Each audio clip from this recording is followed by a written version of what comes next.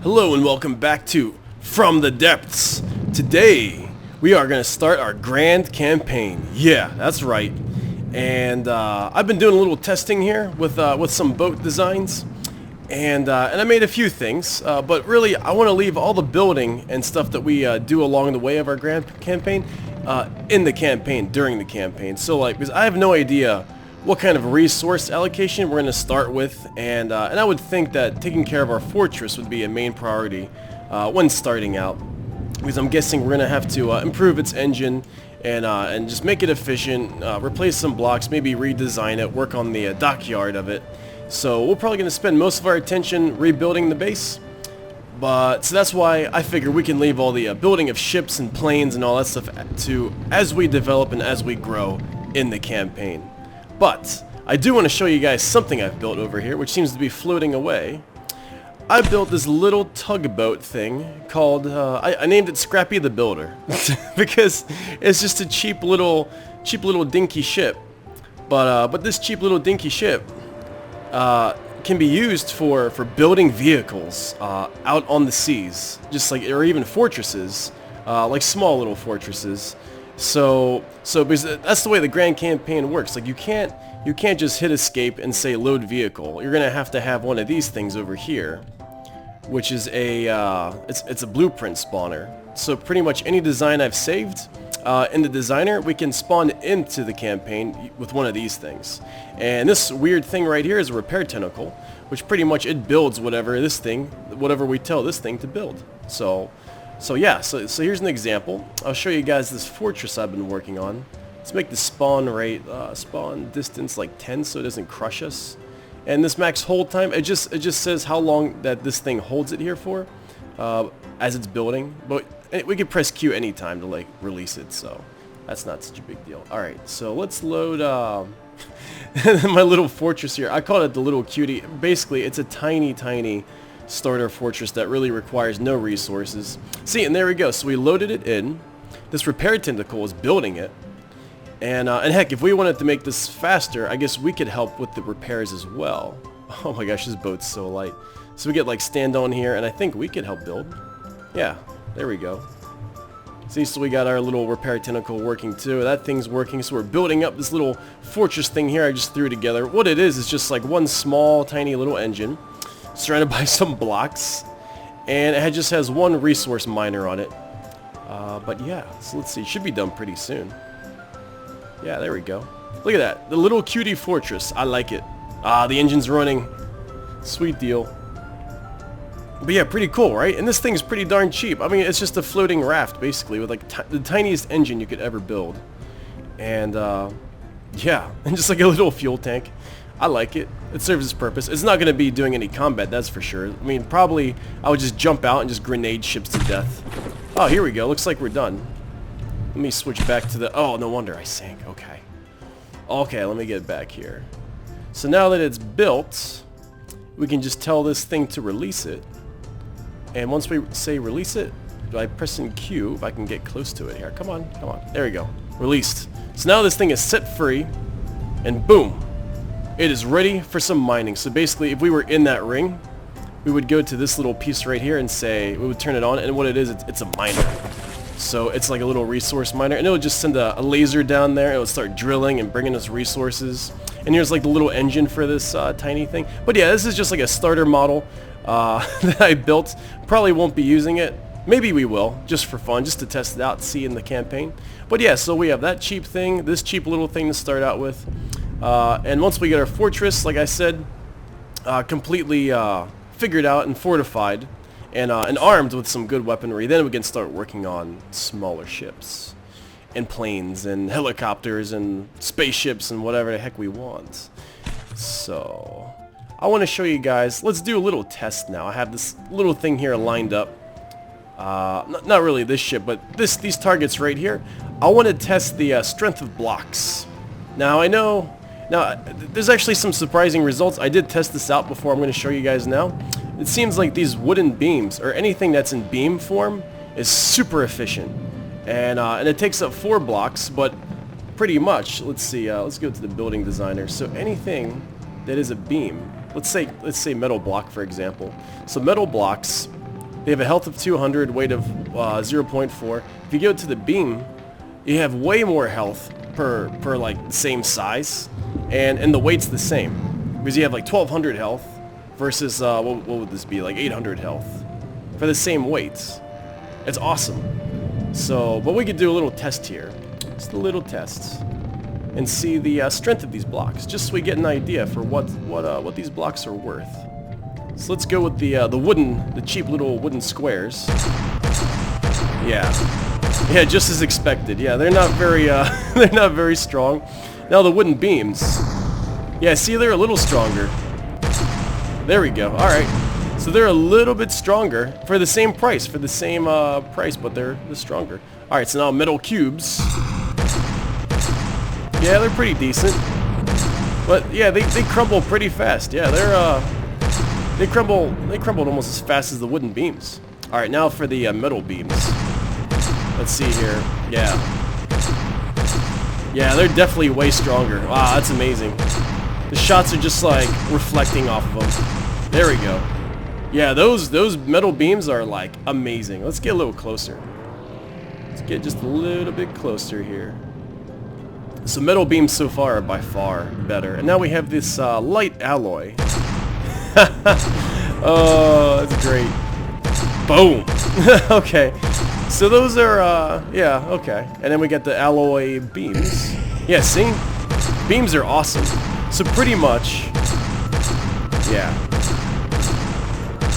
Yeah, okay, so pretty much, that is made up in my mind that anytime we are building anything that's more than 4 blocks long, we're going to use a beam for it instead of these little cubes. So it's way more efficient, same weight, stronger, same price and resources. So yeah, we'll use beams if we're building anything. But those metal beams though, they were awesome. Those metal beams. I definitely want to use those sometime later in our base design.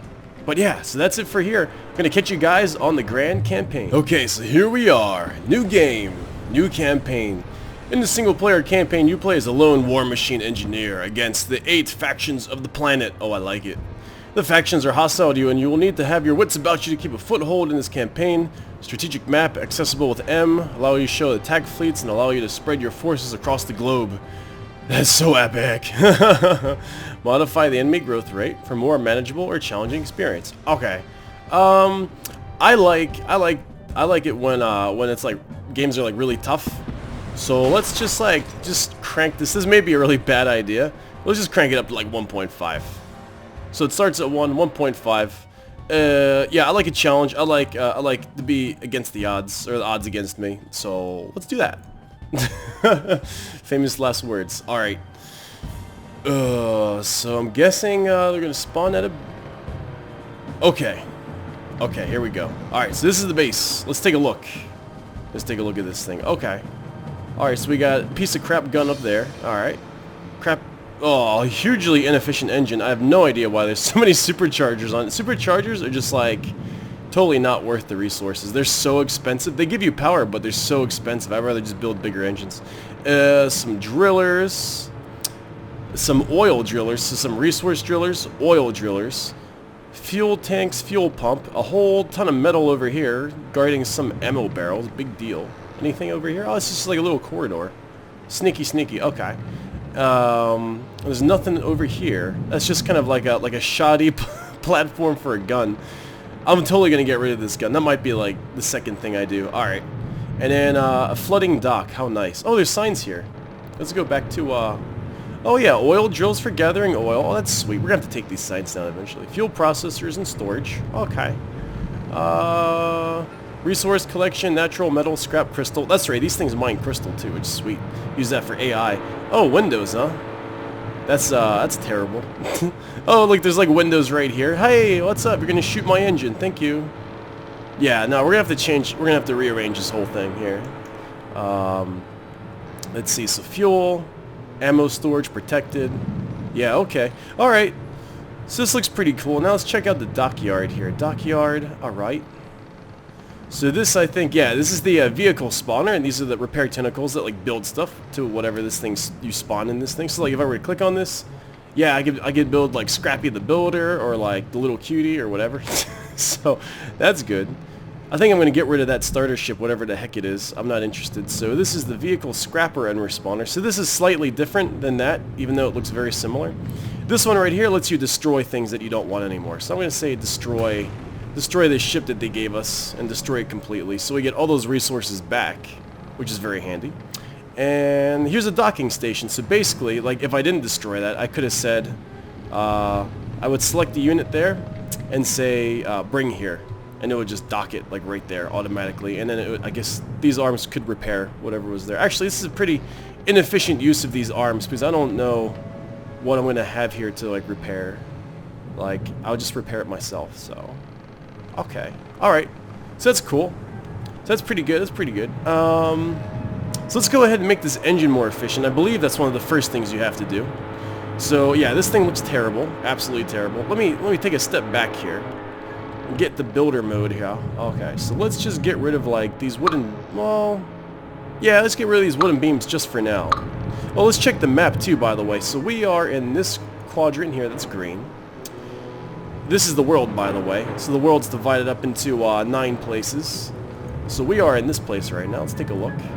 Yeah, so basically this is the fog of war. We can't see anything that's in black, obviously. We can only see what we're adjacent to, or what we have taken over. This is the enemy strength right there, 3, 2. And looks like the zone next to us has like scrap metal, natural resource, metal, oil. Pretty sweet.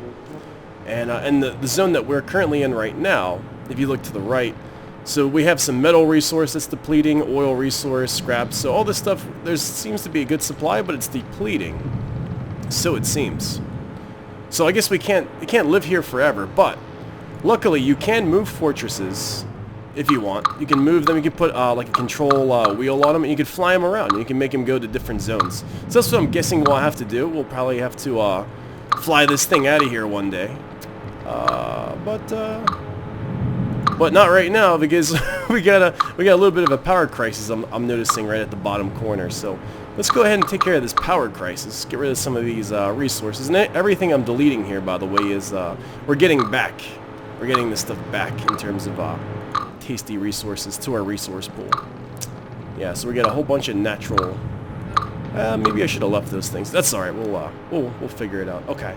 So what I like to do for engines is let's just get rid of like all these superchargers. Actually, let's get the mirror going here to save time. Yeah, so let's get rid of all these superchargers. Get rid of them. And oh man, this is like so crapalicious. Okay, let's put the fuel tanks on in between the carburetors here. Engines, yes. Engines on fuel tank. All right, cool. So we'll put that there. Put that there. Put that there. Okay. And then we'll get rid of these ones because that's like a bad place for fuel things. They're not touching too. Oh, it's raining. Okay. We'll get rid of these exhausts. No big deal. And we'll put the exhaust over here. Yeah, there we go. So this is a pretty efficient, it's just a cheap design for an engine. Let's extend the crankshaft too. Let's make it 1, 2. I like to have cylinders on the outsides. So this is starting with a carburetor, but that's okay because they're more expensive. So I like to use the cheaper things. I like to be like efficient in terms of like price and expense. All right, so let's add on like a few more of these. So let's do cylinders. Get a cylinder there. And we get some carburetors. Hopefully we have resources for this. Oops. There we go. Cylinders. Oh, not there. Right there. Okay. I hear the engine's already being a little more happier now. Let me go ahead and turn the volume down since it's raining. Where you at? Where you at? Boom. There we go. So you guys can hear me. Although I like the sound of the ocean, but okay. So we get a few more exhausts on this bad boy here, and some fuel tanks. Yeah. Cool. So it looks like we have a efficient fuel, or efficient engine here. Let me take the mirror off. This looks pretty good to me. I want to come back when it stops raining. Okay, and we're back with a sunny day. Let me just put another resource gatherer right over here. I think that's right?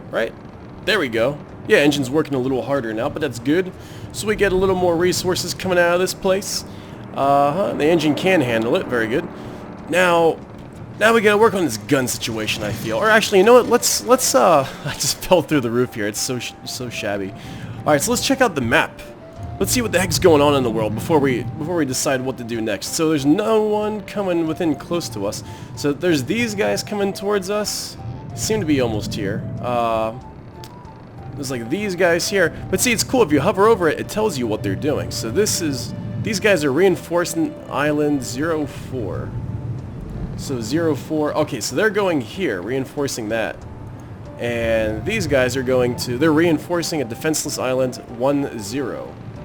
So they're going here for these resources. Okay, so, all right, so we're just kind of getting the whole feel of everything here. Let's check out the diplomacy too. So, this chart right here tells us who hates us. Okay, so this is us right here, I'm guessing. So really, just these guys hate us. The Deep Water Guard, I think they're called. These are the only guys that don't like us. Everyone else is just kind of suspicious or friendly. So that's not so bad. So it's just these guys that want the resources right next to us. So if we wanna upset them even more by going there, I mean, maybe we should beat them to it. We should just grab the resources, and then it's just like they're attacking us instead of us attacking them later. Maybe that makes a difference. So I might go ahead and yeah, I might go ahead and do that. I might go ahead and take that little island over there before I start beefing up the guns here. So I might spawn the little scrapper. Wait, actually, you know what? What's the strength of these guys here? What is the strength? Strength 20. Okay, that's pretty serious, actually. I'm not sure we'll be able to repel something that's strength 20. Because I think that they might have like flyers or like big cannon gunships.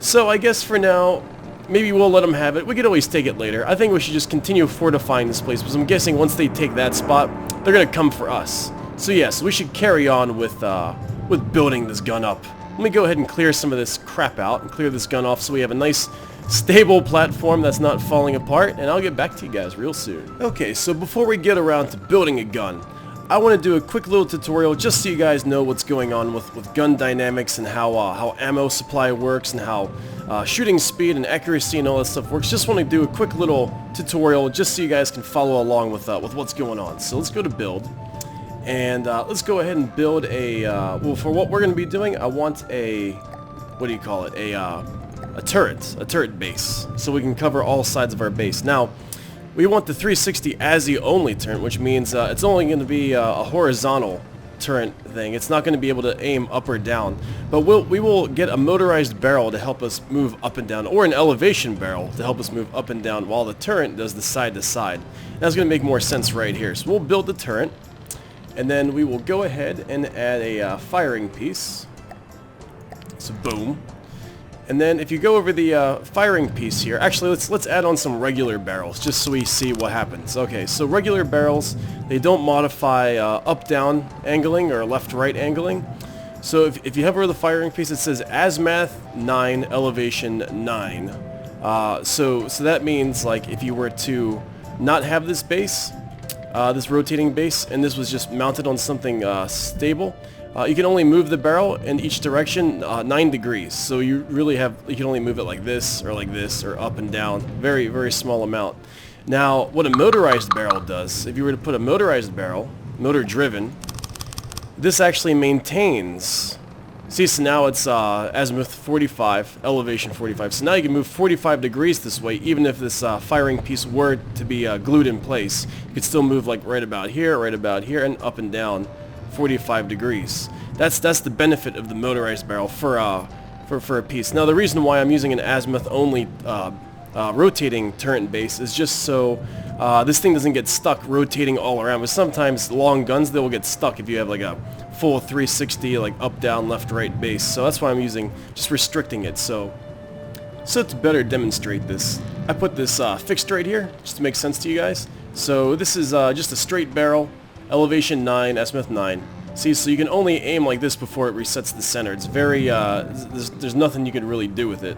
This took me forever to figure out. So now if you go back to build mode, and just a quick little example here. This is kind of like vitally important if you ever want to have fun with the guns. So now motor driven barrel, 1, 2, 3, 4. So now if you go out of build mode and you try to aim, see, look at that. Look at that. You can aim all around, even though it's fixed on a piece of piece of steel. See? So you can move all around without even having it on a mounted thing. Pretty cool stuff. Why, hello there. Nice to meet you. So I went ahead and put together what we were just talking about, an azimuth turret base, motorized barrel, so this thing can go 45 degrees in either direction, up, down, left, or right, in addition to the swivel of the turret. So let me guys show you here. This thing can maintain 3.5 minutes of sustained fire, and it is going to destroy anything that's in its path. Its resources are a little high, but I do believe we can build this thing. Because that's a reasonable amount of metal. I do believe we can build this gun. Let me show you what it can do. Let's get around here, and you notice I can move up, down. Let's go ahead and shoot it. There we go. So this is pretty much my weapon of death. Increased it by 2 gauges. And as you can see, it swivels quite nicely. You can shoot up. You can shoot down. You can swivel pretty quick. And you can pretty much just kill whatever you want. And since I have it as an azimuth base only, swivel base only, it doesn't, the body of the gun doesn't get stuck on anything if I'm aiming up or aiming down. The body of the gun is just like, it stays just above those blocks there. So it's very, very efficient, very deadly. I would love to be able to afford this in the campaign, but I might make something smaller than this, and I might put it on a small little attack vessel rather than the base. But we'll see. We'll see. I am having fun experimenting over here with weapons of mass destruction. Okay, here's something a little more reasonable. So I'm gonna call this boat the Devilfish. It's not finished yet, but it is one of the. I think it's going to be something that we're going to be mass producing with AI control. Made everything out of wood planks here, so it's very strong, very efficient. And I think the gun that I'm going to put on it is the one that's right up this way here on this floating barge. But yeah, this is a fairly basic hull design. You know, like 5 wide, and then you get the little upper wood pieces moving along. 2 kind of, I don't know, dorky pontoons. I might change those. I might make those a little better. Let's kill the power here. Yeah, so I'm thinking about maybe putting this gun on there as well, on a swivel point. It seems efficient. So we check out the resources so far without that gun. Everything is very reasonable, very reasonable. So I think this is the boat that we're gonna go with. Of course, I'm gonna add a top layer to it, add some armoring to it. But yeah, so for next episode, we will produce one of these guys. We will send them out to contend with the deep water pirate people for the resource location that's next to us, and hopefully we'll get it. Hopefully they are not that strong. I don't know. They said they're strength 20, so we'll see. We'll see if we can deal with a strength 20 threat with this new ship. I will show you guys next time. Bye bye.